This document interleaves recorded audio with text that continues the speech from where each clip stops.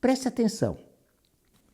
Eu preciso dar um toque para você. Se você não se inscrever, se você não der os 3 passinhos de inscrever-se, no sininho e na mãozinha lá dando joinha, ele acha que você realmente não tem interesse, as pessoas não têm interesse e ele para de expor, ou pelo menos diminui a exposição dos nossos vídeos. Então são 3 passos bem rápidos. No vermelhinho aqui, clique, inscrever-se, sininho, clique, sininho, aqui na mãozinha, clique na mãozinha. 1, 2, 3, ok? Mas vamos começar então esse vídeo. O Espírito Santo é Deus. Deus não se confronta com a sua criatura. A não ser quando o Senhor Jesus chegar no final, no dia do Senhor, e com um sopro matar a Satanás. Aí é outra história, um sopro dele basta. Mas, lembra-se que ele mandou Miguel, ele mandou o anjo lutar contra o príncipe da Pérsia. O Senhor diz também em Apocalipse 12 que nós, os santos, nós venceremos o inimigo. Como? Ele diz, pela palavra de testemunho, pelo sangue do Cordeiro e por não temermos mais a morte do que amamos ao Senhor. Ele diz lá, os irmãos venceram pela palavra de testemunho, pelo sangue do Cordeiro e por não temerem a morte em nome do Senhor. Sim, o Espírito Santo não está agarrado, confrontando, impedindo. Mas como? Eu sempre aprendi que é isso. Ok, então vamos ver o que é que a Bíblia diz. Primeira coisa que eu quero que você entenda. Eu vou te mostrar aqui uma Bíblia. E essa Bíblia tem uma coisa interessante. Ela tem na beirada da folha dela, na beirada de cada página, um espaço maravilhoso de estudar nessa Bíblia. Porque você pode anotar na própria página, tem um espaço para você anotar. Não adianta você querer, você não vai mais comprar essa Bíblia. Por quê? Porque uma outra Bíblia já tinha patenteado essa formatação de página. Mas que coisa estranha. Pois bem, e como é que nós temos tantas Bíblias diferentes? Nenhuma dessas foi pega do grego para ser diferente da outra. Não houve uma outra tradução do grego. Então as pessoas precisavam mudar alguma coisa para conseguirem imprimir as Bíblias. Então eles analisavam e, analisando, eles chegavam assim numa conclusão que uma vírgula aqui, uma palavrinha ali, essas coisas não iriam mudar. Não iriam fazer diferença. Não iriam fazer diferença mesmo. Pois olha, queridos, os erros de traduções vieram justamente disso, de você pegar uma coisa que já foi traduzida e mexer nela, não mexer no original. Por exemplo, eu vou dar uns exemplos para você. No Salmo 23, todos nós sabemos de cor, o Senhor é meu pastor e nada me faltará.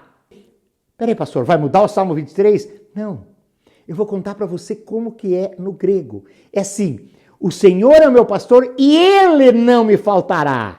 Essa é a carta que foi escrita ali no Salmo 23. É assim a tradução. Então eu posso passar pelos vales da morte, o Senhor não me faltará, Ele estará junto. O Senhor não me faltará. Não significa que eu não vá passar, significa que o Senhor não faltará. Aqui também. Veja no versículo 6. Olha a tradução. E agora sabeis o que o detém. Não está falando que é uma pessoa. O que é algo que o detém. Certo? Para que ele seja revelado somente em ocasião própria. Então, há algo que está o detendo. Você vai dizer assim, as coisas todas têm que acontecer. Vai haver, como diz aqui, somente uma ocasião própria. Vai haver uma ocasião própria, depois da apostasia. Depois da revelação do filho da iniquidade, do filho da perdição, daquele que se levantará, daquele que Daniel diz que tem uma boca horrível. Ele será um homem de uma boca arrogante. E Paulo está dizendo, vocês o perceberão. Vocês o perceberão. Ou seja, vocês vão estar aqui. Jesus e nós somos vencedores, nós estamos na glória do Senhor, cheios do Espírito Santo. Mais do que nunca, nós vamos estar agarrados no Espírito, bebendo do Espírito, senão nós morreríamos já no começo, né? Muito interessante. E daí, o 7, existem traduções terríveis. No 7, com efeito, o mistério da iniquidade já opera e aguarda somente que seja afastado aquele que agora o detém. Veja aqui uma curiosidade. Uma versão do Almeida, da Bíblia Almeida, de 1848. Olha que interessante. Já não é a versão original, com certeza. Mas veja o que está escrito. 2 Tessalonicenses 2,6. E agora bem sabei vós que é o que o retenha. HE são aberto, tá? Que é o que o retenha. Para que a seu próprio tempo seja manifestado. Muito bem, dá para entender bem, não é? Agora veja o 7. Porque já o ministério da injustiça se obra, somente o que agora o retém, o reterá até que do meio seja tirado. Presta atenção, diz assim, o que agora o retém, certo? Isto o reterá até que do meio seja tirado. Mas como dizer que o que agora retém é uma pessoa? E mais complicado ainda, é forçar a barra, acrescentar aqui o nome do Espírito Santo. Qual é a base bíblica? Da onde sai a ideia? Porque ele diz somente o que agora o retém, o reterá até que do meio seja tirado. É muito forçar a barra, colocar aí o Espírito Santo para conseguir justificar o arrebatamento antes da tribulação. É incrível, não é possível isto. Não é isso que Paulo escreveu. A mim parece que é por isso que Paulo diz assim, mesmo que seja por carta, como se de nós fosse escrita. Porque não foi isso que ele escreveu.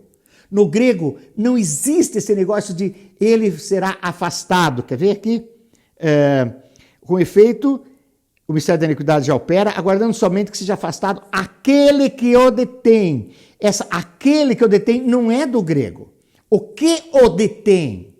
E mais interessante, no grego não existe nada que diz assim, somente que seja afastado aquele que o detém. Outra tradução diz que ele seja tirado. Não, esse termo afastado não existe ali, nem sequer existe no grego. Nós temos que entender que o Espírito Santo ele vai nos sustentar aqui durante esse tempo, porque é muito claro que o Senhor Deus, o Senhor Jesus, não virá antes da tribulação. Lembra Paulo dizendo, não pense que já chegou o dia do Senhor. Para que você mantenha firme a ideia, como a gente conversou, e saber que não vem o dia do Senhor antes que aconteça A, B, C ou D. Antes que tudo aquilo lá, né? Apostasia, etc, etc, etc. Mas, nesse dia do Senhor, que nós estivermos vendo isso, e estaremos lembrando, foi isso que Paulo escreveu, gente. O dia do Senhor está chegando. É isso que Paulo escreveu. Então, depois de acontecerem todas essas coisas, quando se encher a medida da ira de Deus, aí sim, o Senhor virá como um ladrão. O Senhor virá, terminará todas essas coisas e mais. Nós não vamos preceder, nós não vamos na frente dos mortos. Ou seja, Paulo está dizendo, aí acontecerá a ressurreição dos mortos. Se nós estamos aqui e nós só vamos no encontro do Senhor nos ares antes dos mortos, não precederemos os mortos, eles serão ressuscitados primeiro. Então aqui estamos falando da vinda do Senhor Jesus, do arrebatamento da igreja, da ressurreição dos mortos. Preste atenção à diferença que isso faz. Mas que é a diferença? Nós vamos ser salvos pelo Jesus. Amém. Agora, se a igreja estiver enganada durante todos esses anos e sedimentou esse conceito, quantos e quantos crentes que só porque não gostam do pastor, eles caem fora? Quando eles descobrirem, mas espera aí, está escrito na Bíblia, os pastores pregaram, as Bíblias estão dizendo, o rodapé das Bíblias estão claro, aquele que for afastado, falando do Espírito Santo. E como que não aconteceu isso? E agora o homem está aí, o homem está matando cristãos, o homem está se dizendo Deus. Espera aí, Esse negócio da Bíblia está furado. E a igreja vai perecer, muitos vão perecer, porque não estarão preparados. Nós estamos achando que está difícil a vida hoje. Mas quero dizer para você, nós estaremos preparados para o que der e vier e não iremos nos suicidar, não iremos nos tremer, nós não iremos negar, nós iremos ser cheios do Espírito Santo e vencermos isso. Por quê? Porque hoje Deus está levantando pessoas, às vezes chatas como eu, assim, né? Mas que estão pegando a Bíblia e dizendo, por favor, irmão, eu sei como isso muda tudo. Mas imagine você uma coisa. Eu, inclusive, durante muito tempo, pensei que os judeus iriam ficar. Agora preste atenção. O que é que aconteceu com aqueles judeus que eram a igreja do Senhor Jesus Cristo no começo? Leia Hebreus 11. Quando eu olho para aqueles cristãos, eu fico imaginando, olha que cristãos eles eram. Lembra-se? Foram empalados, levantados em postes para serem queimados, foram entregues aos leões, foram cerrados ao meio, foram, meu Deus, esquartejados, arrastados por animais, por cavalos. Sabe, quando eu olho aqueles judeus, eu fico pensando, examinando a igreja hoje, e eu não levo a mal o termo, eu me incluo. Parece que hoje, perto deles, nós somos crentes marca barbante. Porque, meu pai, imagine hoje como a gente racionaliza, como a gente deixa a verdade porque não gostou do jeito que o pastor tratou, alguma coisa assim, como a gente leva para onde a gente gosta do nosso coração quer ir. Observe isso. Então imagine você pregando a palavra de Deus e um monte de gente em rodas ajudando a tirar a sua roupa, tirando a sua roupa, outros amontoando pilhas de pedra, porque com aquelas pedras eles vão arrebentar o teu crânio, eles vão arrebentar tuas costelas, eles vão te apedrejar. Estevão continuou pregando. Ele teve a pregação mais linda que resume assim toda a história dos hebreus. Ele ficou pregando para aquela gente. E ele chegou a ver os céus abertos. Por quê? Porque ele realmente entendeu que valia a pena. Será que se fosse hoje um de nós, a gente não diria assim, mas Deus, esse não é o anticristo? Esse é apenas um fanático religioso, um fundamentalista religioso? Deus, o Senhor vai me compreender, né? E de repente nós declarássemos lá, ei, ok, eu entendo, ok, eu entendo sim, César é o rei, Jesus, aquele que morreu, querido, ele foi um homem bom, mas não, ele não é o rei dos reis, o senhor dos senhores, não. Então essas pessoas deixavam suas pedras, vestiam, abraçavam e convidavam ele para um churrasco. Olha a mudança que é de clima, de ambiente.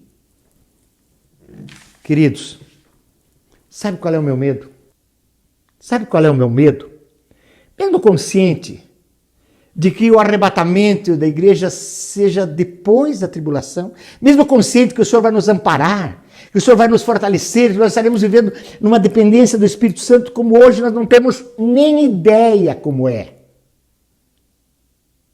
Mesmo assim, uma das primeiras coisas que virá na tribulação, antes dos 3 anos e meio, é a fome, a dificuldade de alimento,